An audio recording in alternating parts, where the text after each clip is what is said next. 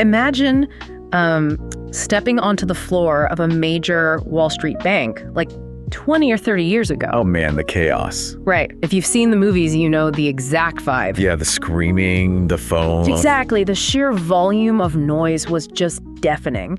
You had phones ringing off the hook, people literally shouting across the room, and paper trade tickets flying absolutely everywhere. It was absolute madness. It really was. But it was a distinctly human kind of chaos. You needed these massive armies of junior analysts just to crunch the basic numbers. Right, because nothing was integrated. Exactly. They were manually pulling data from, a dozen different physical books and early digital sources. They were working through the night just to build a single cohesive financial model so a partner could pitch a client the next morning. And half the time the numbers still had typos. Oh, for sure. But fast forward to today, and if you walk onto that exact same physical trading floor, it is practically silent. Yeah, it's a completely different world now. The real noise has shifted entirely. It's completely digital. We're talking about millions of data points being processed in the cloud every single millisecond.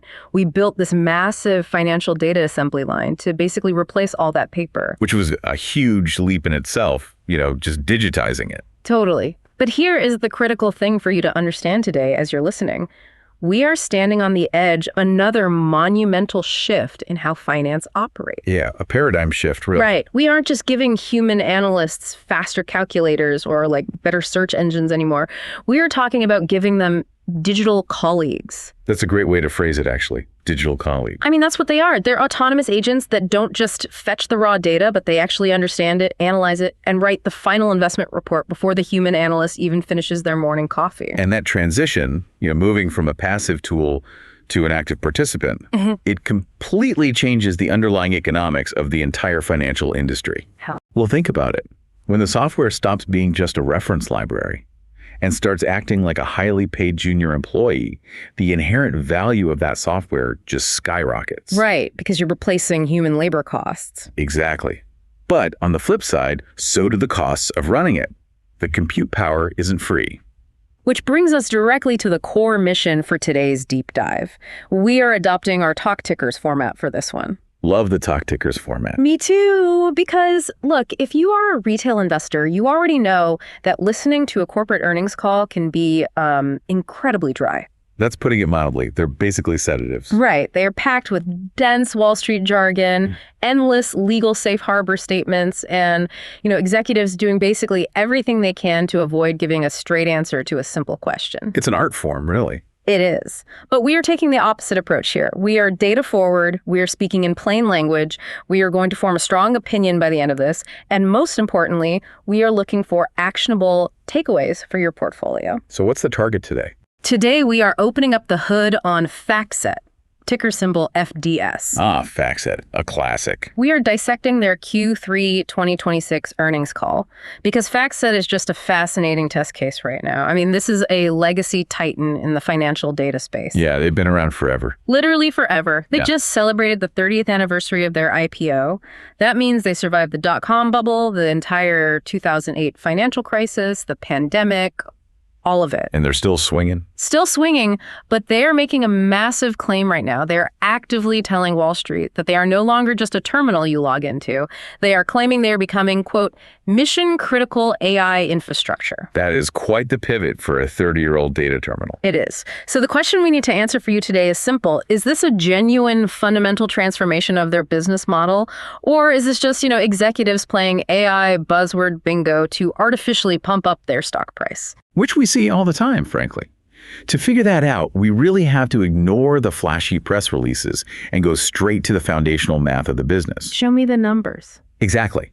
The numbers will tell us if the narrative they are selling to the public actually matches the reality of their internal operations. We need to look at their top-line growth, their profitability, and most importantly, where exactly they're allocating their capital in this specific quarter. All right, let's start with the headline numbers then, because on the surface, FactSet didn't just meet Wall Street's expectations this quarter, they actually beat them. Yeah, it was a very solid print on the surface. But the metrics they use, they are incredibly specific to the software industry. So I want to throw out the core data points from the transcript, and I need you to translate them for us. Sounds like a plan. Hit me. Okay, so for GAAP revenues, they came in at $622.9 million. That's up 6.4% year over year. Adjusted diluted earnings per share hit $4.53, which is a 6.1% increase. And free cash flow, which, is always the ultimate truth teller for any business, that landed at $254 million. Which is an 11.1% jump, right? Exactly, an 11.1% increase in cash flow. Massive. But the metric that management spent the absolute most time highlighting, the one they kept coming back to, was their organic ASV. Ah, yes. The holy grail. It really is. It hit $2.486 billion, and they noted it's growing at 7.1%. They made a huge point on the call to mention this is their highest ASV growth rate since the first quarter of 2024. They were definitely taking a victory lap on that one. So before we decide if 7.1% is actually worth a victory lap or if it's maybe a warning sign, break down what ASV actually measures. Why is this the holy grail for a software company? Yeah, so ASV stands for annual subscription value. It is basically the defining metric for any software as a service or SaaS business model. Okay, make it simple for me. Right, consider traditional retail for a second. If you own a hardware store, you really only know how much money you made after a customer walks in, buys a hammer, and walks out. Right. You're starting at zero every morning. Exactly. You start every single month at zero, just hoping people come back and buy more hammers. The SaaS model completely eliminates that uncertainty. Because it's all subscriptions. Right.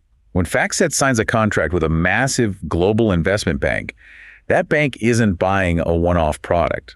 They are committing to a legally binding subscription to access FactSet's data feeds every single month. And these aren't short contracts either, right? No, usually for a term of 1 to 3 years. Okay, so ASV is essentially a forward-looking radar for the company. That's a perfect way to put it. It's taking all of those active, legally binding subscriptions today and projecting exactly how much revenue they are going to generate over the next 12 months, assuming nobody cancels. Right, and it specifically strips out any unpredictable one-time consulting fees or implementation charges.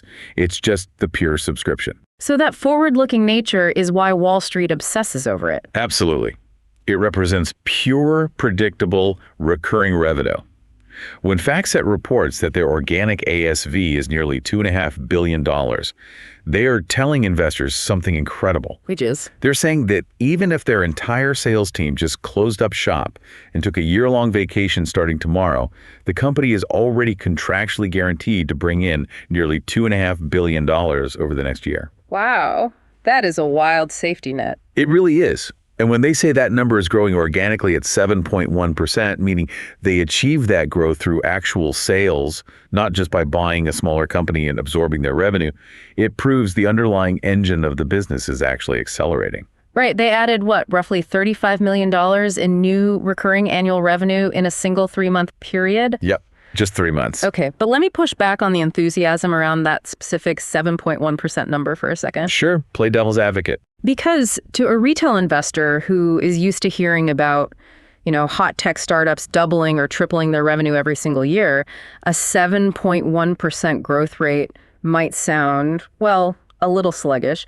Why is management treating a 7% expansion like this massive victory? Context and scale change the math entirely here. You really have to visualize the sheer footprint FactSet already has. Because they're already everywhere. Exactly. They operate in over 80 countries. They serve 95 of the top 100 asset managers on the planet. 95 out of 100. That's practically a monopoly on the top tier. It's staggering. And they are embedded in more than 85% of the top 50 global investment banks. When your product is already sitting on the desks of almost every major financial institution in the world, finding a brand new client to sell to is incredibly difficult. Right. The low-hanging fruit was picked like a decade ago. Exactly. If they already serve 95 of the top 100 asset managers, their total addressable market for new logos, new companies to sell to is basically tapped out. They can't rely on finding new banks that have somehow never heard of FactSet. So where does the 7.1% come from then? That growth has to come from much, much harder battles. They either have to ruthlessly steal market share away from heavily entrenched competitors like Bloomberg or Refinitiv, or they have to convince their existing clients to open up their wallets and buy significantly more services. And the Q3 transcript indicates they are actually doing that. They are successfully executing on both fronts. But, the most vital piece of data supporting that ASV growth isn't even the new sales. It is their retention rate. FactSet reported an ASV retention rate above 95%. Let's pause on that, because 95% retention in any industry is just staggering. It's almost unheard of. Right. If an enterprise software company usually sees a I don't know, 10% or 15% churn rate as clients go out of business or switch to cheaper alternatives, FactSet is basically experiencing zero voluntary churn. Yeah, the new Chief Financial Officer, Joshua Warren, he actually illuminated just how sticky this product is on the call. He noted that their average client relationship spans more than 16 years. 16 years. In tech, that's a lifetime. It's multiple lifetimes. Furthermore, he pointed out that 9 of their top 10 clients have been partnered with them for over 2 decades. Man, if an investment bank has been piping your specific data feeds into their proprietary trading algorithms since, 2005, you are no longer just a software vendor to them. No, you are part of the foundation. You are the central nervous system of their daily operations. Ripping out FactSet to save a few dollars on a cheaper vendor would require them to rebuild their entire internal technology stack from scratch. Which would literally paralyze the bank for months. Nobody's going to risk that. It's career suicide for whoever authorizes that change. And on top of keeping the clients they have, they noted their total user base actually expanded by 12%, bringing them to 247,000 individual users. So more human beings are logging into FactSet than at any point in their 30-year history. Which is wild, given the whole AI narrative we're getting into. And the expansion is also remarkably broad-based across different sectors of finance, which really insulates them from downturns in any one specific area. Like what sectors? Well, they highlighted that their wealth management segment and their Asia-Pacific region both grew at 10%. Dealmakers, which covers the high-stakes world of investment banking and private equity, that grew at 9%. Yeah, it's robust. Yeah, and even their institutional buy-side segment, which is the massive mutual funds and hedge funds that make up nearly half of their total ASV, that accelerated to 6% growth. So it isn't a fluke driven by one hot new product feature. Not at all. It is systemic momentum across the entire global financial industry. Okay, I am tracking with the top line success here. The revenue is growing, the EPS is up, the cash flow is massive, and they are locking in clients for literal decades. It paints a very pretty picture. It does. But this is where I need to play devil's advocate again, because our mission is to find the weak spots in the narrative. Lay it on me. There is a glaring red flag in these headline numbers that we absolutely cannot ignore. Let's look at their adjusted operating margin. Yes, the margin drop. Yeah. In the same quarter last year, their operating margin was a very healthy 36.8%. This quarter, it just plummeted to 34.0%. Oh, that's a big drop. That is a massive 280 basis point compression. In plain terms for our listeners, for every $100 they bring in, they are keeping nearly $3 less in pure operating profit compared to last year. Yep, the math is undeniable. So if they are selling more subscriptions, adding tens of thousands of new users, and keeping 95% of their clients, how on earth is their profit margin shrinking? It's the million-dollar question. To me, a shrinking margin in a mature SaaS business usually indicates a leaky ship. It suggests they're having to spend aggressively and, frankly, inefficiently just to maintain that 7% growth rate. You're not wrong to think that. Yeah. And honestly, that margin compression was the focal point of the earnings call. Almost every Wall Street analyst zeroed in on it during the Q&A session. I bet they did. Because when a mature software business sees a margin drop approaching 300 basis points, the immediate assumption from the street is exactly what you just said. Pricing power is evaporating, or our costs are spiraling completely out of control. Right. It screams panic. However, when we break down the specific components of that 34.0% margin using the transcript, it paints a very, very different picture. In the world of corporate finance, we can confidently categorize this as a temporary, highly strategic, good margin drop. A good margin drop. Come on, that sounds like elite corporate spin. Walk me through the actual accounting mechanics of where that 2.8% of lost profit actually went. I know it sounds like spin, but follow the money here. The CFO isolated 3 specific buckets that drove the compression. Okay, bucket number 1. The first bucket is entirely non-operational. It has absolutely nothing to do with their software, their clients, or their efficiency. It was driven by their foreign exchange or FX hedging program. Okay, so currency stuff. FactSet is a global company. Right. They collect revenue in euros, British pounds, Japanese yen, you name it. However, they report their quarterly earnings to Wall Street in US dollars. And currencies fluctuate. Exactly. If the US dollar suddenly strengthens against the euros they collected are suddenly worth fewer dollars when they convert them, which hurts their reported revenue. So they buy hedges. Yes. To mitigate that exact risk, corporate treasuries use financial instruments called hedges to lock in exchange rates months in advance. It is essentially an insurance policy against currency volatility. Perfect analogy. If currencies swing wildly, the hedge pays out and smooths over the earnings so you don't get punished just because the euro had a bad month. But like any insurance policy or financial bet, sometimes you're on the wrong side of the trade. Exactly. Last year, their FX hedges generated a gain that actually artificially boosted their margin. This quarter, currency movements resulted in a loss on those hedges. Did they quantify how much of the drop that was? They did. The CFO quantified that this swing created a 60 basis point drag on the margin year over year. Okay, so 0.6% of the margin drop is just bad luck on the currency exchange. Right. It is a mathematical reality of international finance, but it tells us absolutely nothing about the underlying health of their actual data business. Fair enough. So we strip out the 60 basis points for the FX currency swing. That leaves us with roughly 220 basis points of margin compression that is actually tied to their day-to-day operations. Where did that money go? It went directly into the pockets of their highest performing employees. Yeah. The second bucket driving the margin drop is compensation. Payroll. In a software company, compensation generally makes up about 60% of the total cost base because, you aren't buying steel or building factories. Your main asset is human engineers and salespeople. Right. FactSet's total compensation expenses went up 7% year over year.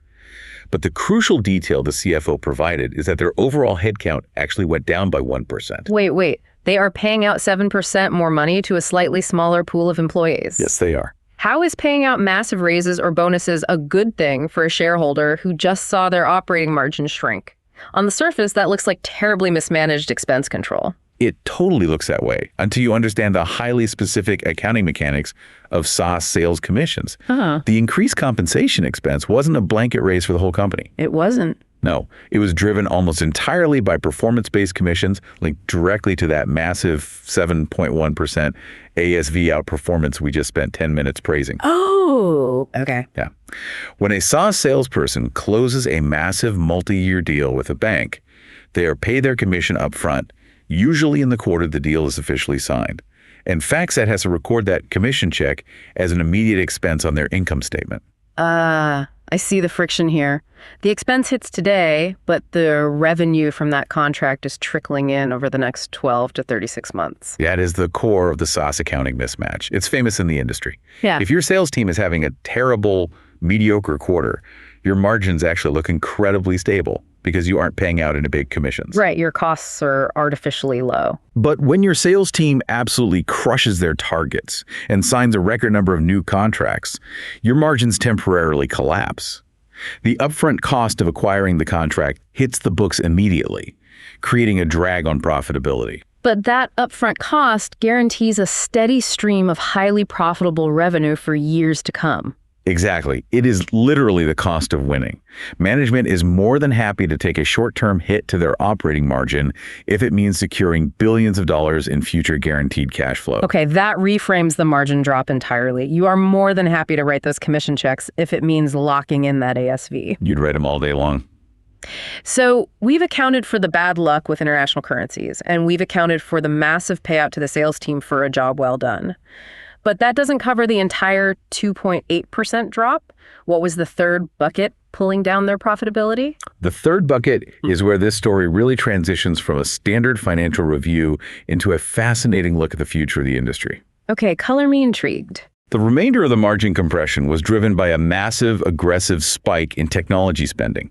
FactSet is pouring capital into building out new infrastructure, and specifically, they highlighted the surging costs of what they call tokens. Tokens. All right, this is where we cross over into the AI transition. Here we go. If you are listening and you have casually used ChatGPT or any large language model, you might think of AI as a free tool or maybe a $20 monthly subscription. It feels cheap to the consumer. Right. But underneath that simple interface, AI models process text in microscopic chunks called tokens. Every word, every syllable requires actual computational power to process. The companies that build these massive models like Google, OpenAI, and Anthropic, they charge developers fractions of a cent for every single token they process. And when you are a retail user asking ChatGPT to write a recipe for dinner, those fractions of a cent are totally negligible. But FactSet is not a retail user. They are an enterprise data pipeline. They are processing billions of real-time financial data points, analyst estimates, SEC filings, and global news feeds every single day. When you apply generative AI to a data set of that magnitude, the token consumption just skyrockets. Which means those fractions of a cent suddenly aggregate into millions of dollars of raw computing costs hitting FactSet's income statement every quarter. Exactly. And FactSet's CEO, Sanoke Viswanathan, he confirmed this directly on the call. He noted that their internal coding-related token use grew 5 times over compared to just the previous quarter. A 5x increase in 3 months. Yeah. They are not merely testing AI in some cute little sandbox project. They are aggressively rolling it out across their entire global enterprise. This brings us back to your opening question. Is this all just buzzword bingo to appease Wall Street? And the token usage says no. The token usage alone proves it is absolutely not. Okay. A company does not intentionally compress its own profit margins to buy millions of dollars worth of AI compute if it is just a marketing gimmick. They just write a press release and save the money. Right. FactSet is undergoing a profound structural transition. They are rebuilding their business model around 2 highly technical concepts that we really need to unpack if we want to understand their future. Let's do it. They are agentic workflows and the MCP. Let's tackle agentic workflows first, because honestly, the word AI has lost almost all its meaning at this point. Oh, completely. It's plastered on everything. Right. When a typical company says they have AI, they usually mean they bolted a basic chatbot onto their website. You type a prompt, it spits out a generic answer based on a pre-written script. But agentic implies something entirely different. It implies agency. Yes. Consider the difference between a highly advanced encyclopedia and an actual junior employee. Okay. A standard chatbot is the encyclopedia. It has all the information in the world, but it has zero initiative. Yeah. You have to know exactly what question to ask, you have to verify the answer, and then you have to synthesize that answer into your broader project yourself. Right. The human is still driving the car. Exactly. An agentic AI operates like a junior financial analyst. It has the capacity to receive a complex, ambiguous goal, break that goal down into a series of logical steps, execute those steps autonomously using various software tools, and deliver a finalized product back to you. I want to ground this in a real-world example from the transcript, because the way management described this completely shifted my understanding of where financial software is heading. It was a mind-blowing example. It really was. They highlighted a partnership they just launched with a company called Finster to transform investment banking workflows. They are rolling out a suite of agents specifically for capital markets intelligence. And this is where it gets crazy. Right. The CEO laid out a scenario where a senior managing director at an investment bank no longer has to yell across the trading floor to get an analyst to build a model. Instead, that senior banker just sends a natural language email directly to the FactSet AI agent. Just an email. Just an email. It might say something like, I have a pitch meeting tomorrow for a mid-cap cybersecurity firm. Build me a comparable company analysis, pull the precedent transactions for this sector over the last 24 months, and format it into our standard pitch deck template. And in the past, that request triggers a total panic on the floor. Total panic. A team of junior analysts spends the next 10 hours frantically pulling SEC filings, copying and pasting data tables into Excel, trying to align the formatting, and just praying they don't transpose a number and get fired. It's grunt work, pure manual labor. But with an agentic workflow, the AI receives the email, understands the intent, autonomously queries FactSet's real-time databases, calculates the valuation multiples, builds the charts, and emails the completed presentation back to the senior banker. It's doing the whole job. And the most terrifying, or, exhilarating, depending on your job title, phrase from the CEO regarding this process was, quote, what used to take hours or days now happens in minutes. Just let the magnitude of that efficiency sink in for a second. It's hard to even process. If you are a boutique investment bank and you deploy these agentic workflows, your senior deal makers can suddenly pitch 5 times as many prospective clients in a week. Because they aren't waiting on the bottleneck of human analysts manually moving data around. Exactly. The AI is taking an instruction, determining the necessary sequence of actions, executing them flawlessly across millions of data points, and delivering the output. But, and this is a massive but, an AI agent is only as intelligent as the data it actually has access to. Garbage in, garbage out. Precisely. A brilliant AI model fed with outdated or inaccurate financial data is worse than useless. It is actively dangerous. Mm-hmm. And that brings us to the second piece of jargon we must decode, the MCP, or Managed Content Processor. Okay. This is the underlying engine that makes those agentic workflows possible. MCP honestly sounds like the most aggressively boring piece of enterprise tech infrastructure imaginable. It doesn't roll off the tongue. No. But listening to how the analyst questioned management about it on the call, it seems like the MCP might actually be the most valuable asset FactSet possesses in this new era. What exactly is it? Well, to understand the MCP, you really have to understand how FactSet historically made their money. Okay, take me back. For 30 years, FactSet was a walled garden. If a hedge fund wanted FactSet's pristine data, they had to pay for a physical FactSet terminal. The human analyst had to sit at a desk, log into FactSet's proprietary software interface, and look at the data on FactSet's screen. You had to live in their ecosystem. Right. But the AI revolution has completely shattered that model. Major global banks and elite quantitative hedge funds, they do not want to use a vendor's pre-packaged AI interface. They have the engineering talent to build their own highly proprietary, fiercely guarded internal AI models. Because that's their secret sauce. That's how they beat the market. Exactly. But those internal models are absolutely starving for high-quality data. These banks don't want human analysts looking at a screen anymore. They want a massive, high-speed digital pipeline pumping raw, structured data directly into their proprietary AI servers. Okay, so if FactSet historically operated like a high-end restaurant where you had to sit at their table to eat their food, the MCP is them becoming the wholesale grocery supplier. That is a phenomenal analogy, yes. The managed content processor is a massive cloud-based infrastructure that allows clients to bypass the visual terminal entirely. It delivers FactSet's immense databases directly into the client's internal workflows via APIs. It is just pure digital plumbing. It is. FactSet is the municipal water supply, pumping mathematically pure, verifiable data straight into the bank's AI infrastructure. And the growth metrics surrounding this plumbing are exponential. I mean, management reported they now have 450 major clients actively engaged under contracts or active trials specifically for the MCP. 450 is a huge chunk of their elite client base. That's right. But the truly staggering metric was the volume of data flowing through those pipes. They reported that their API call volume, which is, the literal number of times a client's computer autonomously requests a packet of data from FactSet servers, that volume grew 13 times over compared to the previous quarter. 13 times, not 13%. 13 times growth in a single quarter. That is the very definition of a hockey stick growth curve.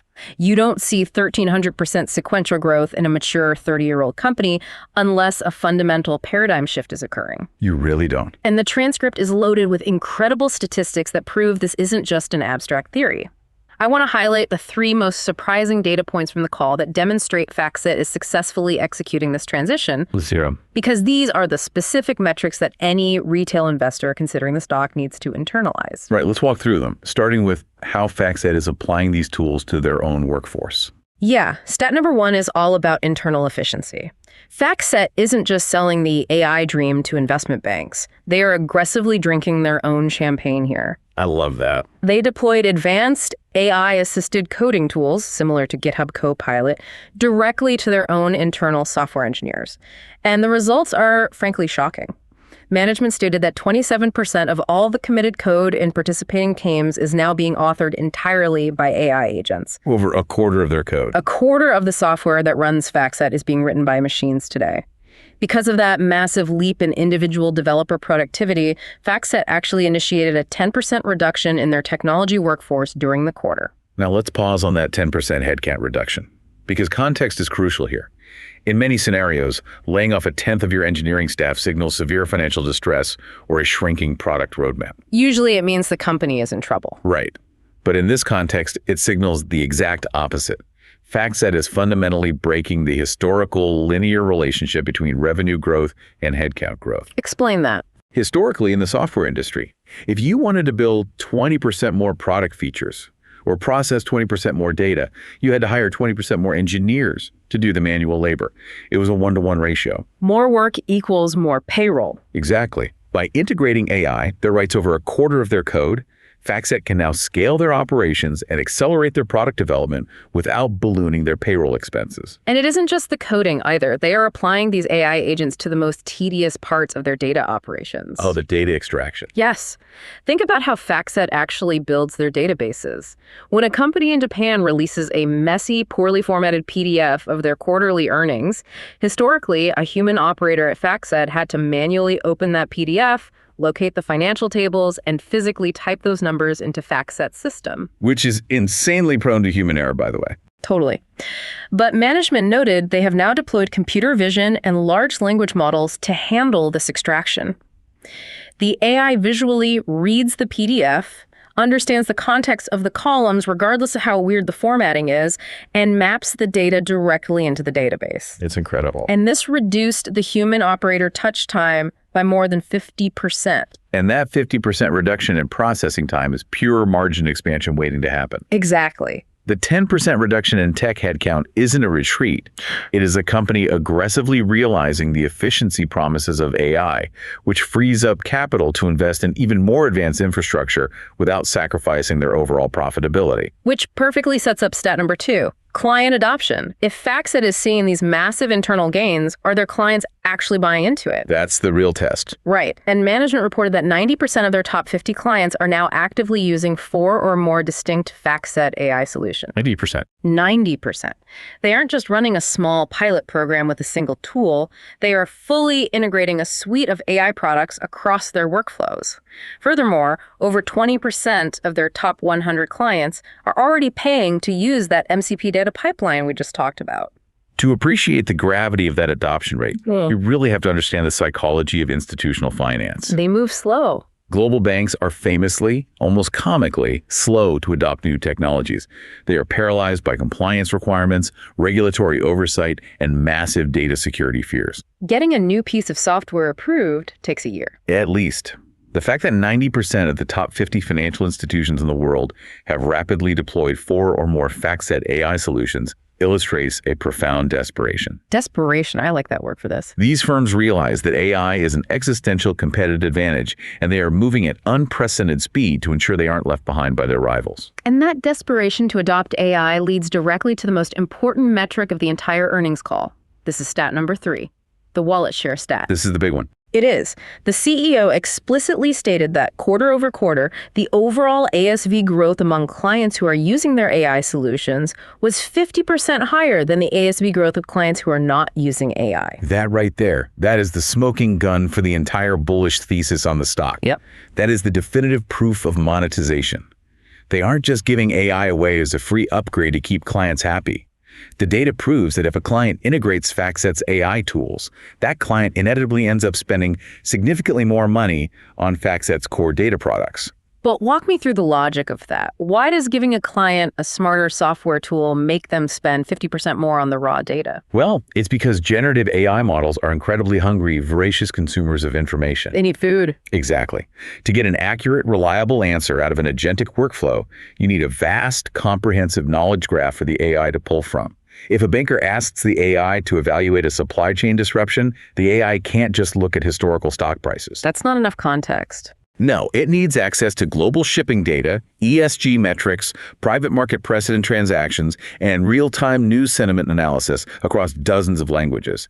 And FactSet owns all of those disparate data sets. I see. So as clients build out their ambitious internal AI capabilities, they quickly realize their models are starving for broader context. Right. So they have to go back to FactSet and subscribe to entirely new categories of data just to fuel the AI they just built. That is brilliant. The CEO actually highlighted one specific example of a top 10 global client that literally doubled their total data subscriptions with FactSet purely to feed their new AI initiatives. Doubled their spend. Doubled it. And another top hedge fund grew their data spend by 6 times over because they transitioned to the high-volume MCP delivery method. The AI acts as a massive accelerant for the legacy data business. A 6x increase in spend from a single hedge fund just by changing how the data is delivered. That is just wild. It really is. So let's synthesize what this transition actually looks like from a business model perspective. For 30 years, FactSet sold seats. Right, licenses. A bank has 500 analysts. The bank buys 500 individual FactSet licenses. It was a very simple, linear, predictable way to model revenue. But the AI transition is forcing FactSet to abandon that seat-based model entirely. Why? Because an autonomous AI agent doesn't need a seat. It doesn't have an eyeball to look at a screen. Exactly. It doesn't have a login or a password. An AI agent is just a piece of code querying an API thousands of times a second in the background. Exactly. You cannot effectively price an automated API pipeline the same way you price a human user sitting at a desk. If you charge a flat monthly fee for the API, the hedge fund will simply build an AI that pulls millions of data points a second, and you will literally go bankrupt covering the server costs. So to adapt to this, the transcript reveals they are shifting the majority of their major renewals away from individual user licenses and toward broad, flexible enterprise agreements. Which is a huge shift. It is. These new agreements secure a massive baseline financial commitment from the bank, but crucially, they include provisions for a consumption-based pricing. They are establishing a model where the client pays based on the sheer volume of data the AI actually consumes. Like a utility bill. Exactly like a utility bill. And the absolute genius of the strategic pivot is buried in one final stat regarding these new contracts. During this massive shift to enterprise agreements, the average contract term extended by roughly 30%. Now, if we examine the psychology of the chief information officer at a major bank negotiating these deals, this 30% duration extension is fascinating. Why is that? Because we are in a period of immense technological volatility right now. The AI landscape changes every single week. Yeah. Logically, you would assume a CIO would demand shorter one-year contracts to maintain their flexibility and avoid getting locked into legacy tech. Right. If the world is changing this fast, why would a bank willingly handcuff themselves to a 3-year or 5-year contract with FactSet? They are extending the contracts because the banks have realized that while AI models might be a commodity that changes every week, pristine financial data is not. Data is the moat. Data is the ultimate bottleneck.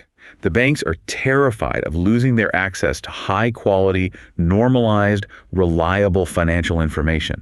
The AI is useless without it. That makes total sense. Furthermore, FactSet's management explicitly confirmed on the call that they are not trading price for this extended duration. Meaning they aren't giving discounts. Right. They are not offering massive discounts just to secure these longer contracts. The clients are willingly extending their commitments because they now view FactSet as indispensable, mission-critical infrastructure. They want to lock in their core data supply for the next 5 years so they can focus all their energy on experimenting with AI models on top of it. And speaking of experimenting with AI models, we cannot discuss FactSet's future without analyzing the massive strategic partnership they just announced with Google Cloud. Oh, this is a game changer. It really is. We're talking about taking FactSet's proprietary financial intelligence and integrating it directly into Google's Gemini Enterprise AI platform. On the surface, this looks like a massive distribution play to get FactSet data in front of more users. It is certainly a distribution play, but I think it is fundamentally a technology acceleration play. FactSet knows they cannot out-engineer Google when it comes to building foundational large language models. Nobody can. Right. Google is spending billions on compute. So instead of competing, FactSet is partnering. The alliance focuses on 3 distinct areas. First, they are enhancing the traditional FactSet visual workstation by injecting Google's advanced search and deep research capabilities directly into the interface. Making the human tool better. Exactly. Second, they are making FactSet's data seamlessly interoperable with Gemini Enterprise. This allows a client to mix FactSet's global financial data with the client's own highly confidential internal documents, all within Google's secure ecosystem. Which banks will love for security. Absolutely. And third, FactSet and Google are jointly developing an entirely new generation of specialized financial agents. Now, there was a highly specific technical term used in the glossary of the earnings presentation related to this Google partnership that I want to unpack, because it explains why FactSet is so valuable to a giant like Google. The term is grounding. Crucial concept. It is.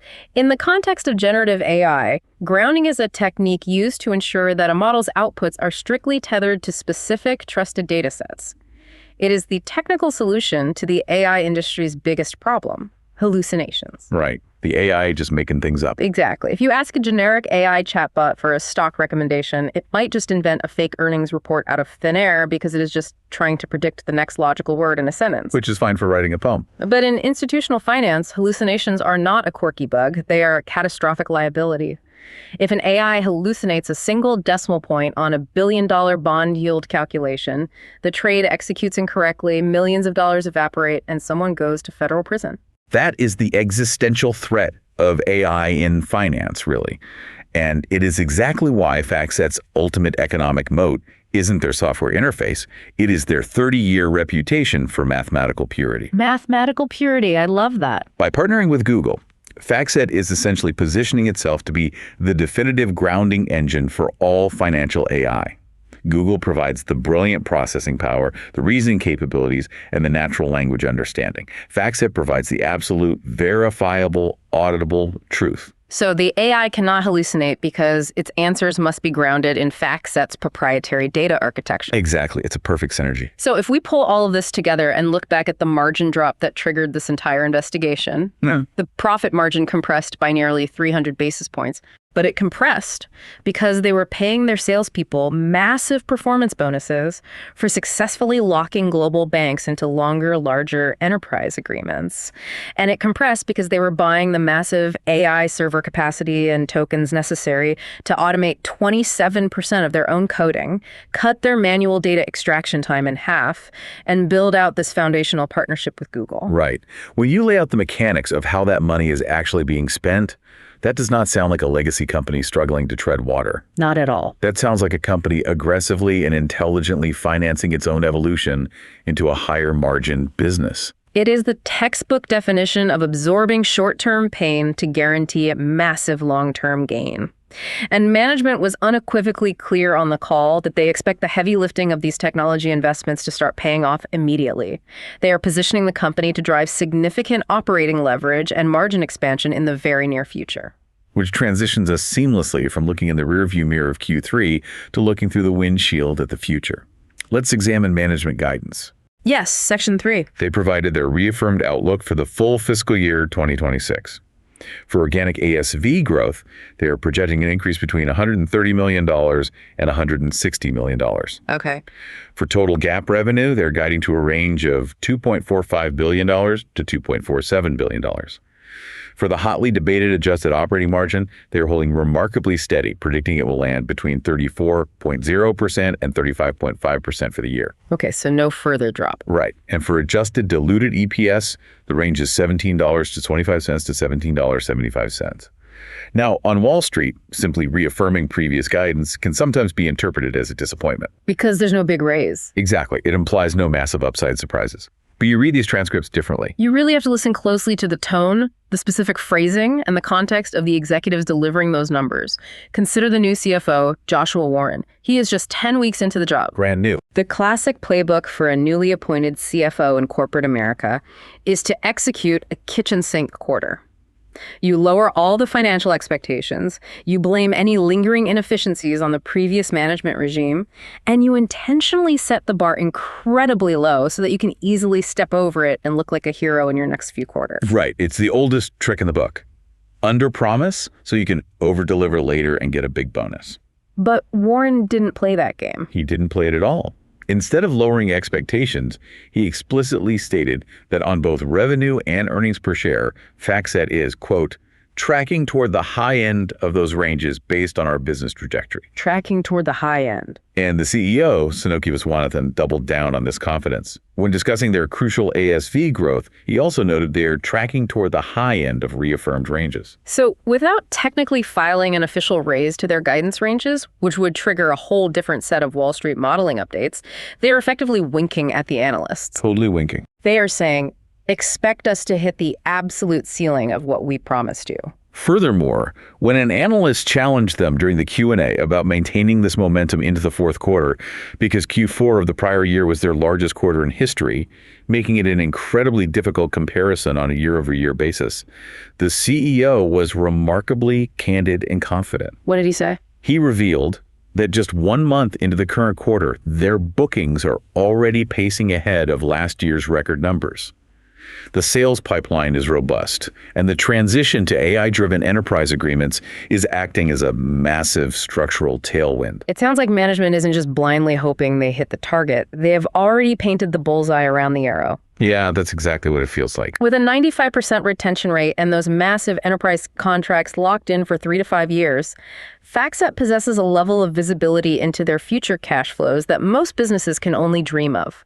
They know, with near mathematical certainty, exactly how much money is going to hit their bank account next month, next quarter, and next year. And it is precisely that high degree of cash flow visibility that allows management to be incredibly aggressive and strategic with their capital allocation strategy. Let's dig into that capital allocation because this is the mechanism where the retail investor directly reaps the rewards.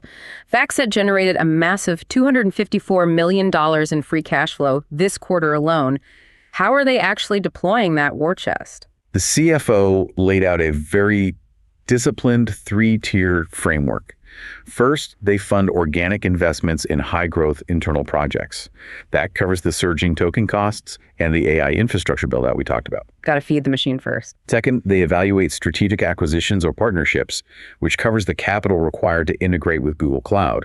But once those growth needs are fully funded, the third priority is aggressively returning the excess capital directly to the shareholders. And the sheer volume of that capital return is staggering for a company their size.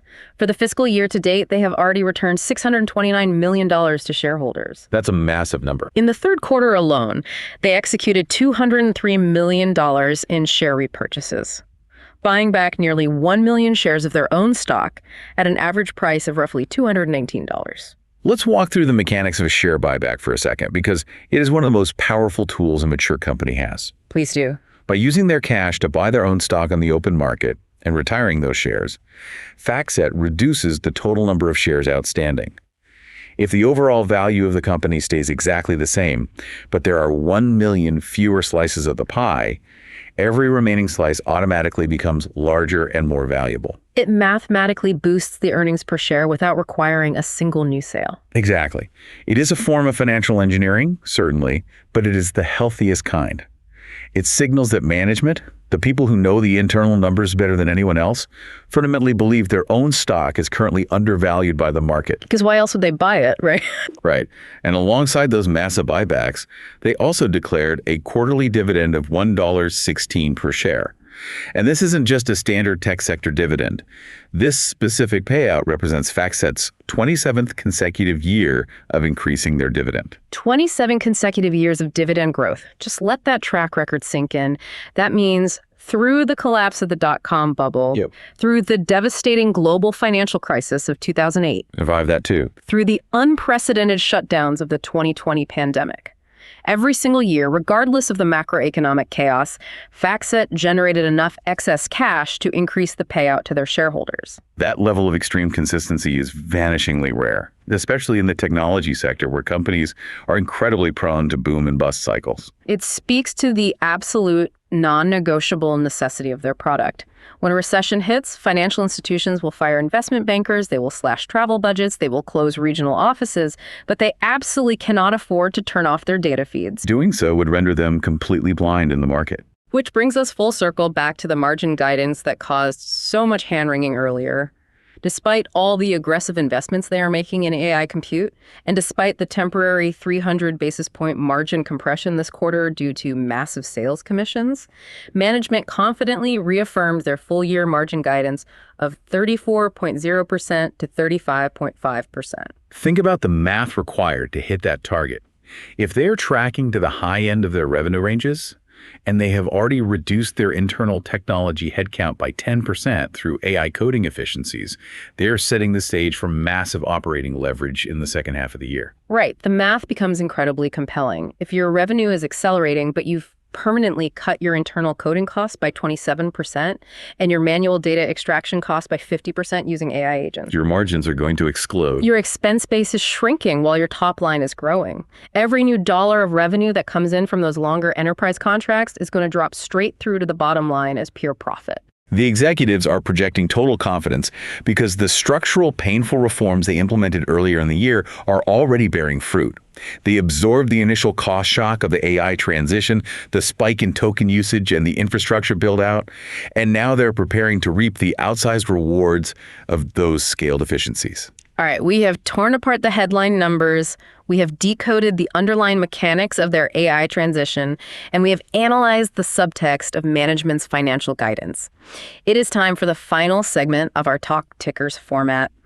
The bottom line. Bottom line. This is where we synthesize all this data into an actionable takeaway for you, the listener.